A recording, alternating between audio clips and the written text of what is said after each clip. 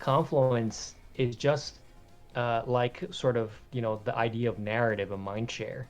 Confluence is just the technical analysis way of saying Mindshare and narrative. And so uh, the place that the most expected Confluence slash Mindshare occurs are usually going to have the most reaction, whether it's a bounce or whether it's resistance.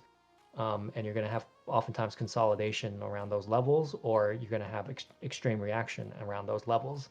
And so when you're looking at the weekly and the monthly, you got to remember that these levels or these time frames include all the smaller time frames and candles below it, right? So the weekly includes the daily traders, includes the 4-hour traders, includes the 1-hour trade. They're all happening at that area. So it creates confluence. And so it's important to pre-draw these levels because that's where a lot of traders remember historically and refer to it historically to actually make decisions.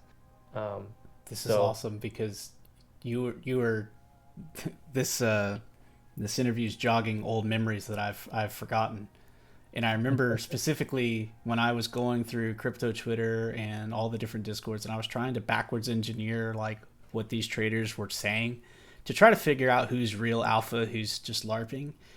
And I remember vividly, like I didn't really know you that much at the time, but you would occasionally answer a DM if I was shooting you a question or something. And I remember you called a B cash top, and you just called it to a T within like 10 or 20 cents, and I go, how the hell did he see that? Because there was nothing there like on the chart, like I could see resistance, and I messaged you, and you were like, oh, it was the blah blah blah pivot of a something on a monthly or something. You said something to that effect. I don't remember it exactly.